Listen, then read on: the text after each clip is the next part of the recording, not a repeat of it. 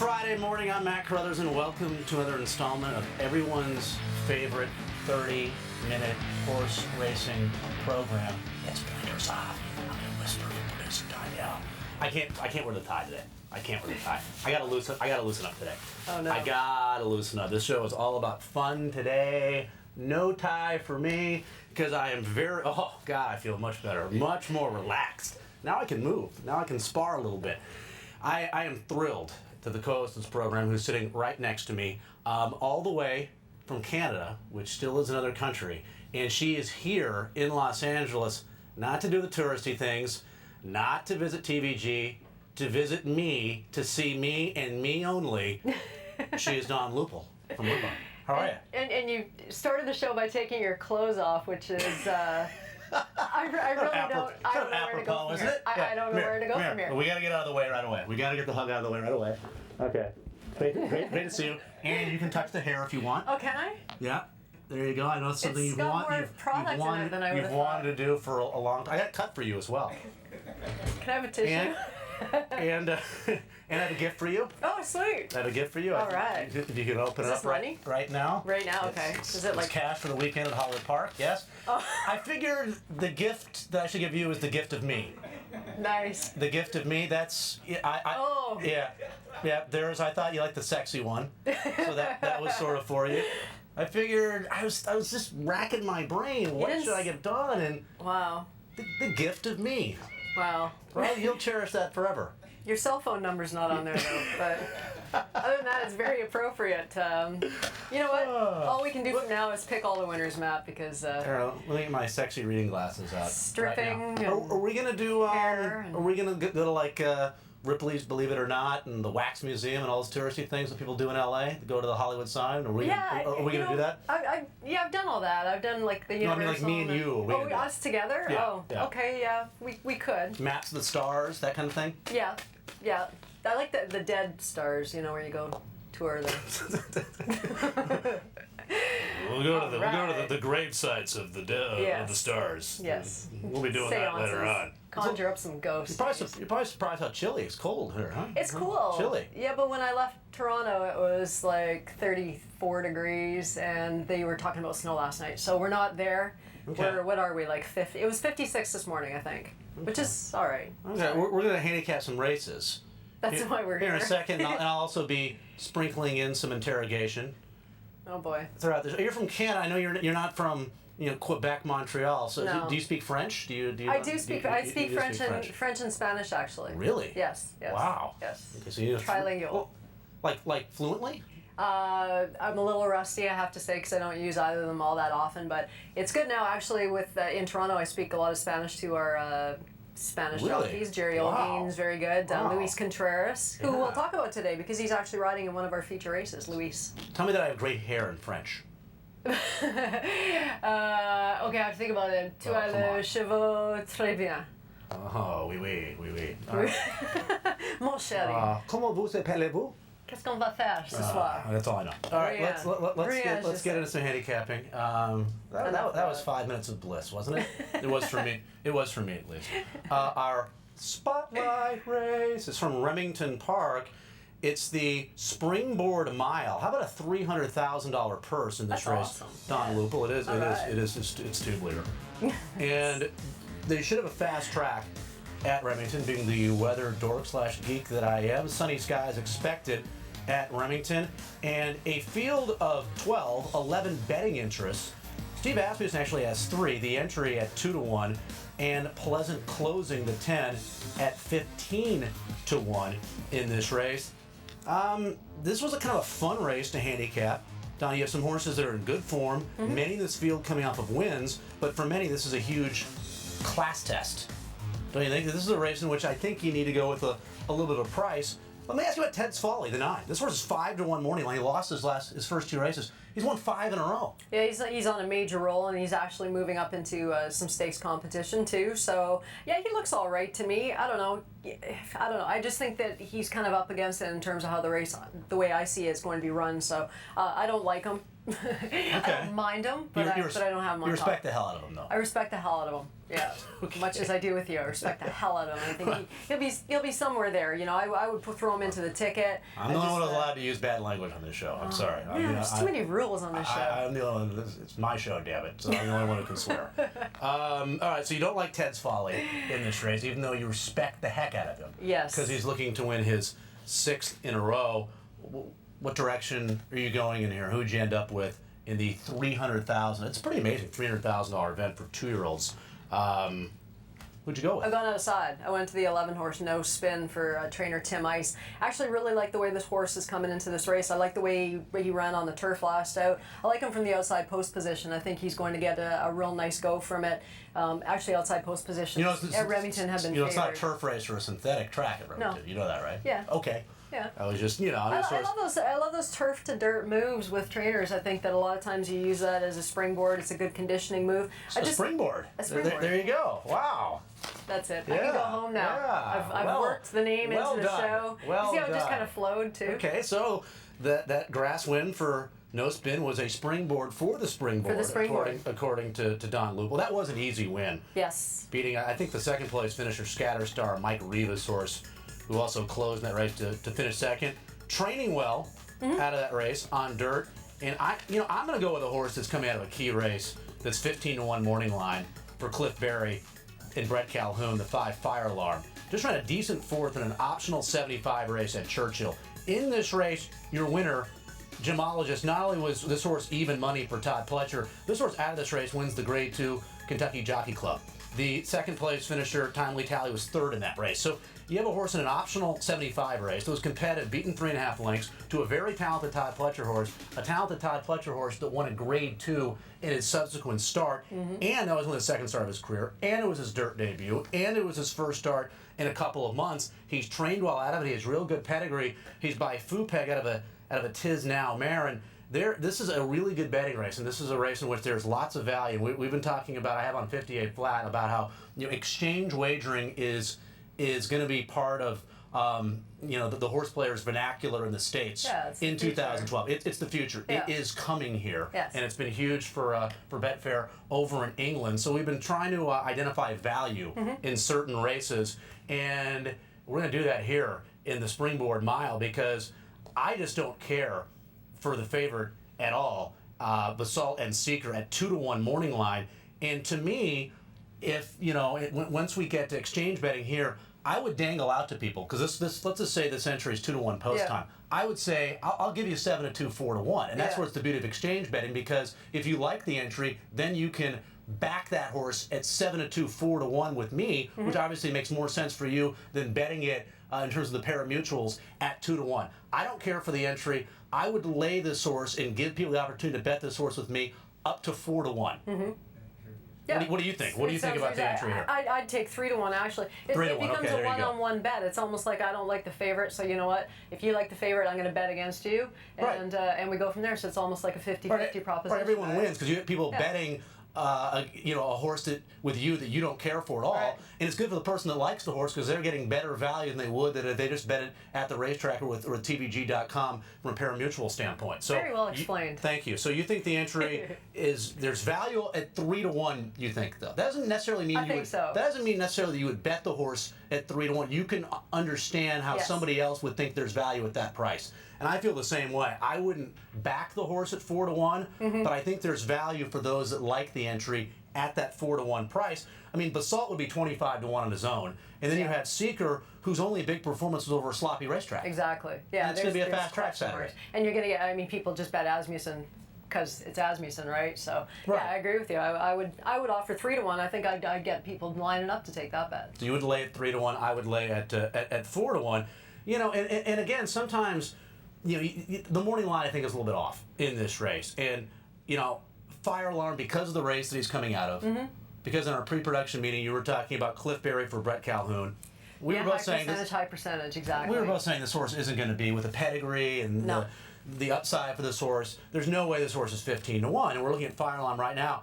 I would back this horse.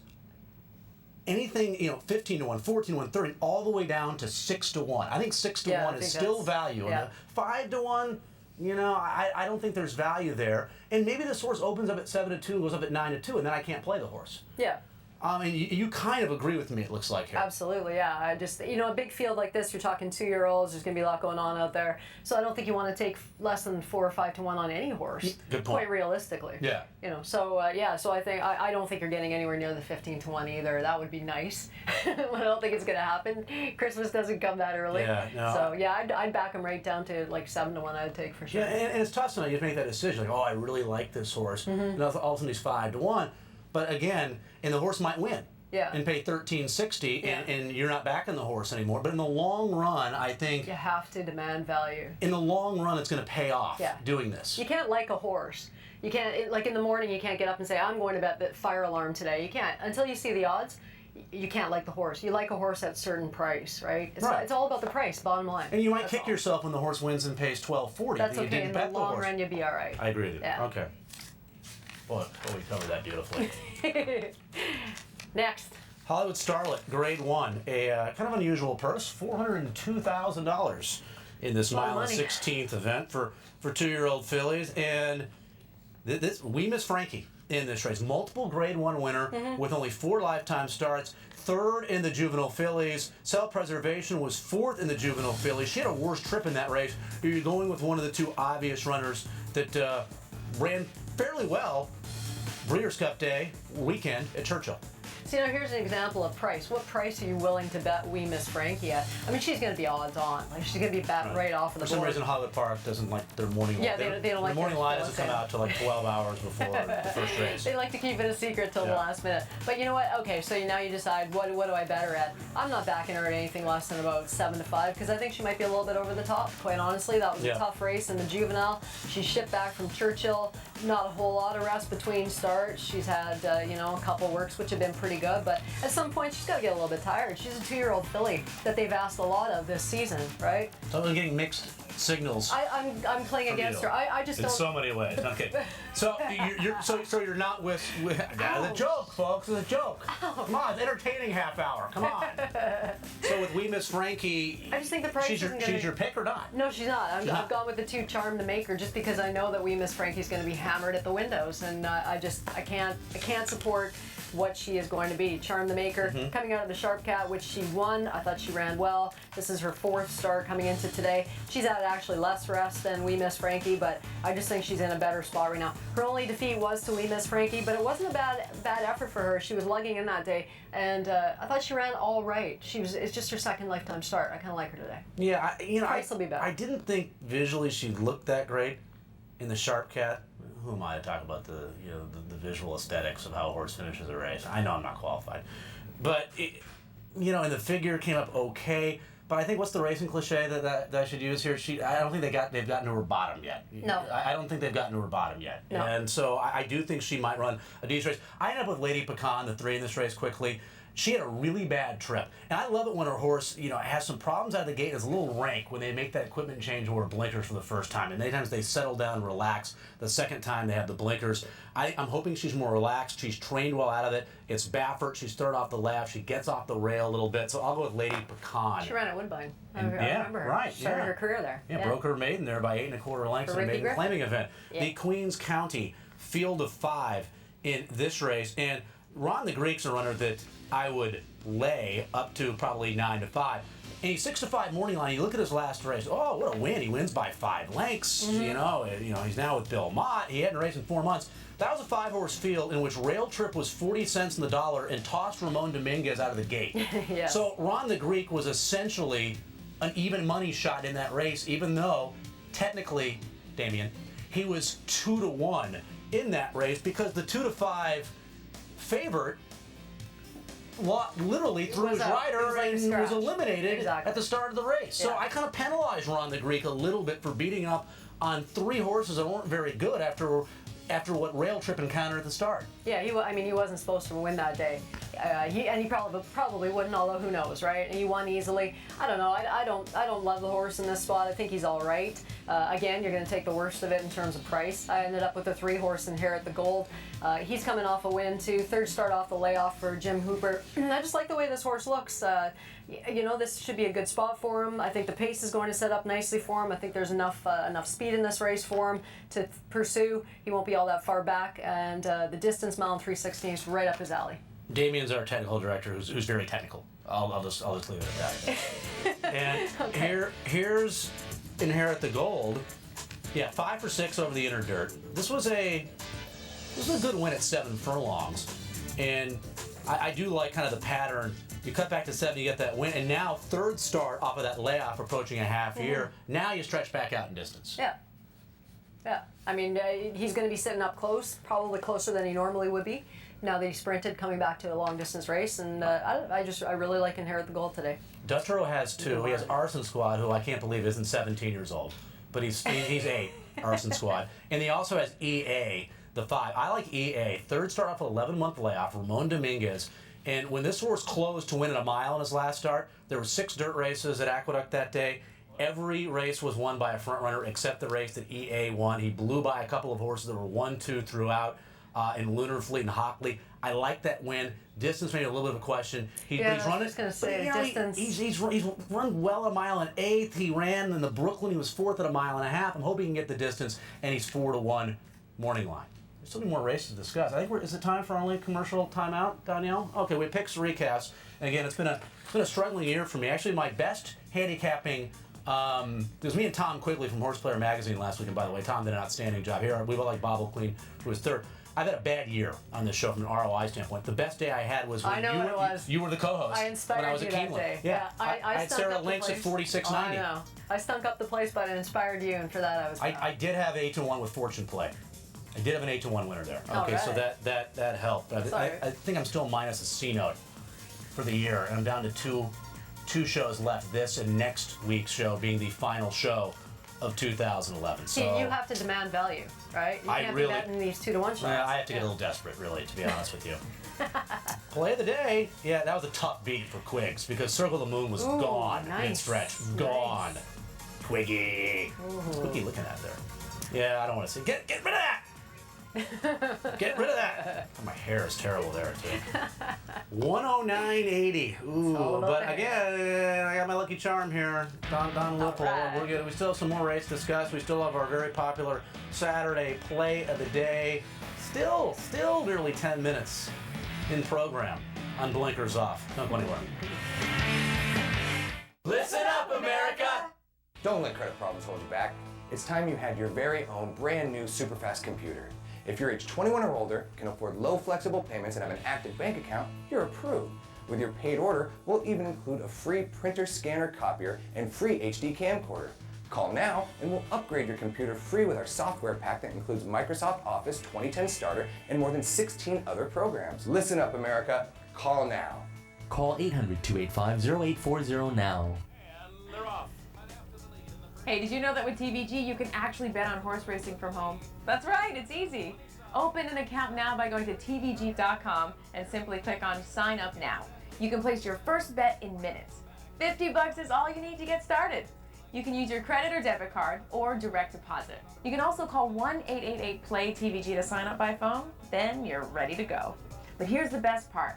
Now you can place your bets and watch the races live on TVG. It's the excitement of horse racing and the thrill of betting from your own living room. Go to tvg.com or call 1-888-PLAY-TVG. TVG, the Interactive Horse Racing Network. Wednesday through Sunday, join TVG for great racing from Hawthorne Racecourse. Lead the charge for thoroughbred action. Wednesday through Sunday, Hawthorne Racecourse. First post, 2:25 Eastern, 11:25 Pacific.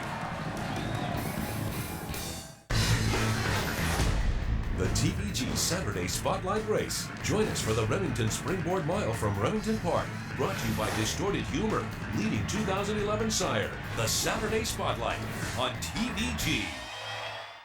TVG Saturday. Grade 1 stakes action shines from Hollywood Park. 2-year-old fillies set the scene in the Grade 1 $250,000 Hollywood Starlet. Watch and wager Saturday. The Hollywood Starlet, 7 Eastern, 4 Pacific.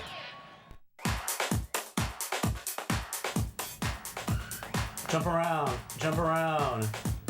Jump around, yeah. Jim Egger, Illinois Futurity, get down. Mile and 16th, Dirt, Hawthorne. You dancing? Oh God, I can cut a rug. 1200, 3-1 morning line. Which Chris Block horse do you like in this race? Do you like the 1, the 4, or the 6? I like the 6. I actually like all the block horses. I like Chris Block as a trainer. I think he does a lot of things really, really well, and you got to kind of watch where he's placing his horses. But I ended up with the 6-horse Yankee Dealer on top of this field for Perez. To me, Perez kind of decided to take this one. Yankee Dealer coming off a couple of wins. Running style just perfect for this race. He'll be sitting up close. He should be able to pull the trigger and make his move. He's good at, Hawthorne, 2 for 2. To me, the one to beat, and I like the fact that Perez took him over the other couple. I agree with you. Everything you say. He's a horse to be. He's doing his 3rd in a row. He gets off the rail. Perez had his druthers. And chose... Runs with Carothers. Yeah, it does. It's clever. Nice. And he chose Yankee Dealer. But I'm desperado mode right now. I'm swinging for the fences. You have to, yeah. An infield hit does me nothing at this point. And Yankee Dealer winning with a selection for me is an infield single, and I can't afford that right now. So I'm going to go with Prince Cheval, my man, the major, Jesse Lance, who closed in a State Bred Maiden Special event to win at 6 furlongs. That was his first start on dirt, and I thought it was pretty good. He got by a next out winner who had a pretty easy lead in that race. So I will go with Prince Cheval, who's 12-1 morning line. My Charmer, Turfway, did me some good last Saturday. Let's hope that that'll be the same this Saturday. And field of 12 in this race, going a mile and a 16th. 3 fillies and mares, 3 and up. And as a homer, which I'm guessing you are, you have to like either La Rocca, who's done some good things at Woodbine. Who else in here? The 4. Bailadora, yeah. Yeah, she, you know what she did last start? In the Maple Leaf, she got beat. That's what she did. Masked Maiden beat her. At 60 cents on the dollar in a 5-horse field. A Mark Cassidy horse. But you know what? They came the last quarter here, Matt, in 24 seconds, going a mile and a quarter. It was unbelievable late speed. Masked Maiden just got the best. It's not that Le Grand Bailadora didn't run a winning race. They were finishing well, aren't they? Yeah, they were huge. You don't see that 24 seconds going that far. No. That doesn't happen. That was unbelievable for both of those fillies. So I gotta like her today. Wow, you're incredulous. You still can't believe that happened, can you? No. We use Trackus. We use Trackus data. Love Trackus. Yeah, and they came their averaged their last quarter mile in like 38 miles an hour, which at that distance is unheard of. Wow. So that was a special race. I think Chuck Lopresti is awesome. He's the trainer of the 11. I think it's incredulous. I'm sort of incredulous as to what he's done with Wise Dam, but that's not the horse he has here. Golden Galleon. I just see some really nice runners. Romakaka at Monmouth Park being one of them. I like her running style. There's a lot of pace in this race with Greta, second off the lap for a barn that I like quite a bit. And I like the company line she's been keeping. She's trained well out of her last start. I'll go with Golden Galleon at 5-1. She doesn't win very often. Morning line. Kind of not a winner. Her last win was on turf, and it's a while ago. She's going to win on Saturday. Oh, Gulfstream race number 10. Live video streaming. Video streaming, folks. TVG.com. Video streaming for the Sugar Swirl. And our video streaming product as good as any. Pomeroy's Pistol. This is not a favorite that I loathe, that I'm chilly on. She should be the favorite. She's won a third of her races. She's won at Gulfstream. She ran pretty well in the Filly and Mare Breeders' Cup Sprint, a race in which I kind of like the winner, Musical Romance. And she should get a really good trip in this race because Pigus Lou and Roman Treasure are both really fast right to her outside. Yeah, I like her. In 5-2, I would take 5-2 on her all day long. I kind of don't think you're going to get that. I think she's going to be a lot lower than that. I don't even 7 think 8 to 5. Yeah, you're not even going to get 2-1. But if I could get that 5-2, hey, we'll do the exchange. Okay. I'll take Pomeroy's Pistol. Anything over 2-1. How does that sound? But you think you like her enough that, like, if you were playing the other exotic, that you would single? You know what I'm saying? You're going to pick 4. I'll probably get a single Pomeroy's Pistol. You know what? Yeah, good chance of that. She'd probably be a key for me. Yeah, more than likely. I like her that much. Yeah, I would look at her as a single. I'm going to go Strike the Moon in this race. The 6 horse. I'm hoping for pace. I like what she did her last start on dirt, 7 furlongs at Charlestown. she kind of coasted home. She was well in front mid-stretch, and she coasted home. She won by 3 parts of a length. She could have won that race by 2.5 or 3 lengths. Bullet workout out of that race on the 3rd of December. Edgar Prado off of a huge Saturday last week in Trinidad, where I think he won 3 races. So I like her running style. I like her back on dirt as well, and she does have a win and a second from 2 starts, going 3/4 of a mile. We did it. We forged to the show. We have an eternity left. As you know, 2.5 minutes in TV. TV is like forever. I mean, if you're doing this right now, it feels like an hour and a half. So take your time. Take your time. You're working at Hollywood Park. So it's not going to be a real emotional goodbye for us right now. It's going to be working with you I'm here all weekend. All weekend. Yeah. So you're at Hollywood Park a lot. So I'm guessing you're going there. I'm looking at your notes right now for your play of the day. Yeah, I've gone to race number 7 at Hollywood Park. What are we looking at here? 6 furlongs for 40,000 claimers. There's a few horses that I really, really like on the Hollywood card today. And really good. Yeah, the 6-horse Schofield Barracks ends up. So you're going today. You're going today. You're going Friday. I'm gonna. That's good. Yeah, I went today. That's good. Okay, that's good. You went Friday. Yeah, I like that. Yeah, because I'll be there tomorrow and I'll come up with more picks tomorrow. Okay. So today, Friday. Today. Schofield Barracks. All about like immediacy. Right. We're getting John Sadler first start off the claim, which is a huge stat for him. Rosario's riding back again. I just think that this horse is going to be in a good spot. Loves the distance, and Schofield Barracks. Moving up off of the claim. I've always liked. Didn't he lose at Del Mar a couple starts back? I think I played him there. 3 starts back, he finished 5th, beaten 2. Yeah. But he got off. He had a trouble trip that day. That horse owes me. He really does. And just to reiterate, she's a contrarian here. Oh, I'm gonna make my play of the day for Friday. So her play of the day is Friday. Schofield Barracks. Which race is that? 7. Race 7 from Hollywood Friday, Hollywood Park. I'm more of a traditionalist. I'm a by the book kind of guy, and the book tells me play the days for Saturday. I'm a bore, but I'm a good read. Put your tie back on. And Fiddler's Diva before in race number 4 at Aqueduct will be my play of the day. She has faced better. She's not a miler in my estimation. They tried her at that distance in her last start. They tried her mile turf. It was taken off the turf. They kept her at the mile, and she was diseased in that race. But I think the cutback's going to help her. Their pace in that race is going to help her. I think the 4th race at Aqueduct is one of the more attractive betting races Saturday in New York. So I'll go with Fiddler's Diva at a price to win race number 4. All right. Thank you so much. It was fun. For coming on the show. Wow. Yeah, how much time do we have before this is over? 30 seconds. What are you doing for breakfast? Have you had some food yet? No, I had a coffee a little while ago. Some eggs and some I just got in last night. I flew out of Toronto, came in last night. I'm here all weekend long. So. Okay. You've been in the United States before. I have. Yeah, you have. Yeah, absolutely. Okay. Yeah. So and they still let me come back, which is kind of nice. All right. You're welcome back on this program anytime. All She'll be here all weekend, folks. Dawn Lupul, one last show. Blinkers Off. That's next time from 2011. Hey guys, do you want to look like this or slim and fit like this? How would you like to get rid of seeing the same old lumps, bumps, and bulges without surgery, without exercise, and without pills? Instantly. Flatten your stomach, eliminate your love handles, firm and tone your chest, and improve your posture. Introducing InstaSlim, a new revolutionary body-shaping t-shirt designed just for men.